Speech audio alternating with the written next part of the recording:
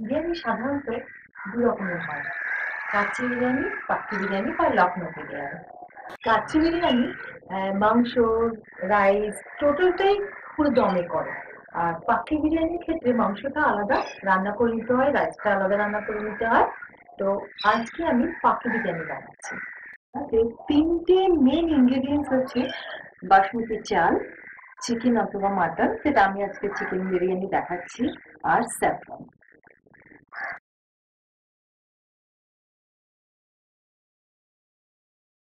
এটা জাফরান ৫-৬ ঘন্টা আগে ভিজিয়ে দিতে হয়। জাফরান আমি দুধে ভিজিয়ে রাখলাম। বিরিয়ানির জন্য মাংসের পিসটা আমি এরকম রেখেছি, একটু বড় সাইজই হবে।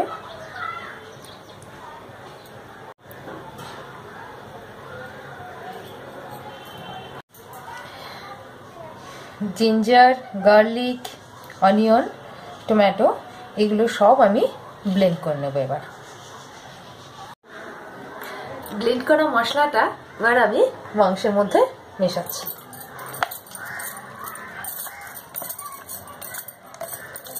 এক চামচ ভিনেগার,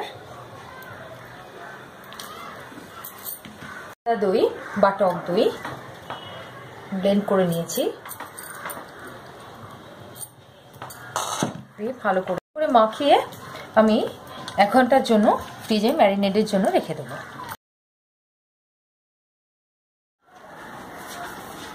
হয়ে গেছে, ভাত আমি তুলে নিচ্ছি। ভাত যাতে শক্ত থাকে তার জন্য হয়ে যাওয়ার পরে লেবুর রস দিয়ে নিলে ভাতটা শক্ত থাকে।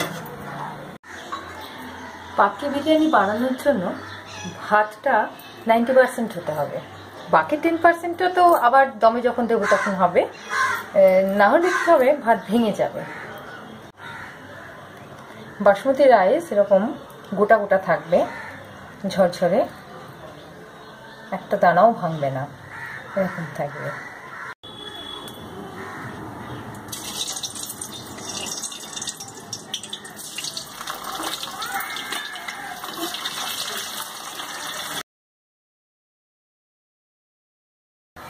কড়াতে তেল গরম করেছি, এবার ম্যারিনেট করা মাংস আমি এতে দিয়ে দেবো।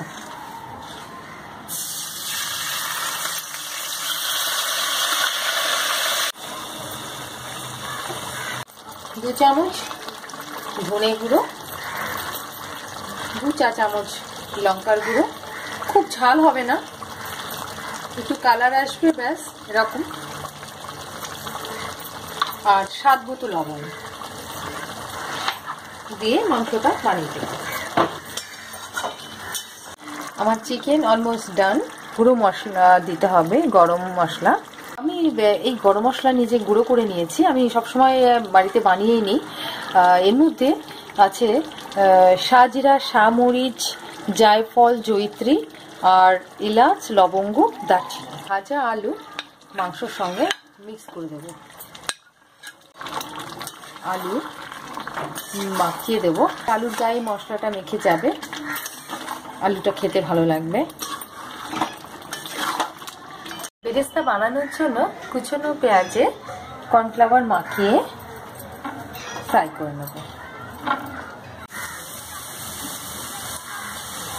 জড়াবে না।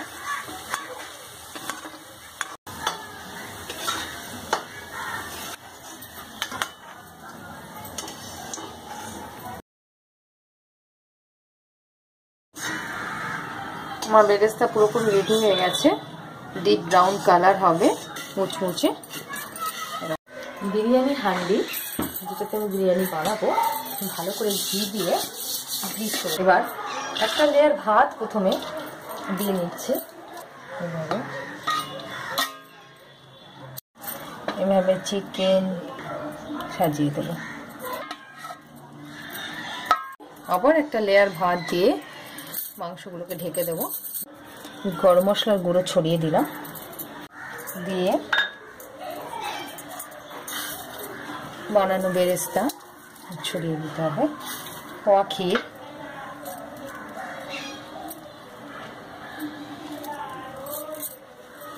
সামান্য কেওড়া জল, যে কোনো মোগলাই রান্নাতেই এই কেওড়া জল মাস্ট।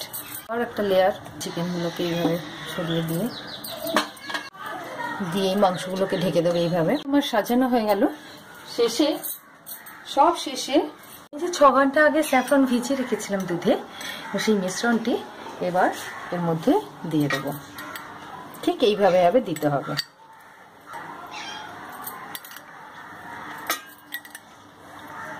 এবার আমি এতে ঘি দিয়ে দেবো।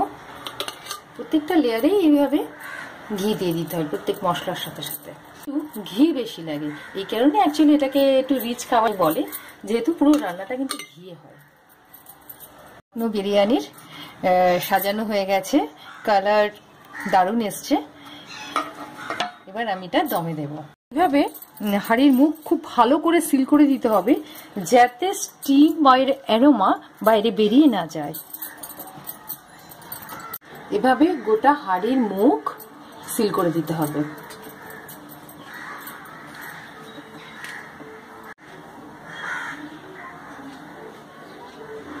বিরিয়ানির এটাই হচ্ছে আসল ব্যাপার, যে সিলিংটা খুব ভালো দরকার। কারণ মানে এই যে মোগলাই মশলা, এই যে সেন্ট সব মেশানো, যে স্যাফরনের গন্ধ, টোটাল মিক্সিং যে গন্ধটা যাতে বাইরে বেরিয়ে না যায় এবং স্বাদটা পুরোপুরি ইনট্যাক্ট থাকে, তার জন্য এটা খুব জরুরি।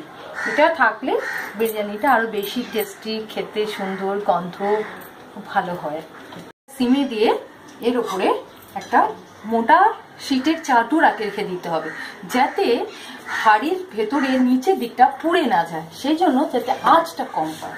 তার জন্য আমি একটা চাদর রেখে তার উপরে এভাবে হাঁড়িটা বসিয়ে দেবো। 15 মিনিট আমার এভাবে স্টিমে হবে।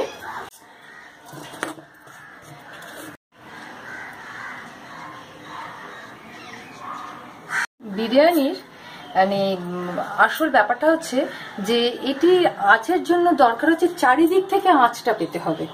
তো এখন যেহেতু গ্যাসে হয়, সেই জন্য ওপর থেকে কি করে আঁচটা পাবো, তো সেই জন্য আমি ওপরে কিছু কাঠকয়লা দিয়ে দিয়েছি।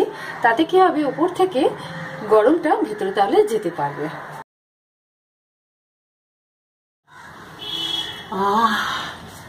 দারুণ গন্ধ বেরিয়েছে। গন্ধ বেরিয়েছে মানে আমার বিরিয়ানি রেডি। এবার আমি সিল খুলবো।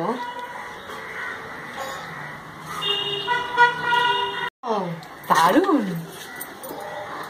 ও মাংস টেন্ডার হয়েছে, নরম তুলতুলে। ও টেক্সচার দেখো রাইসের, দারুণ colour. This is my Lucknow style biryani. It's soft.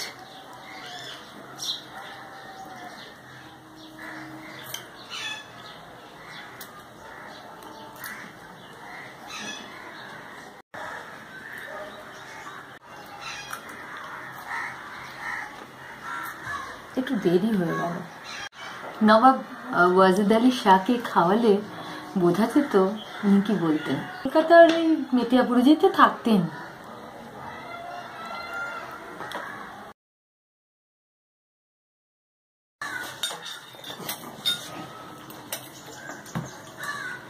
Goodbye.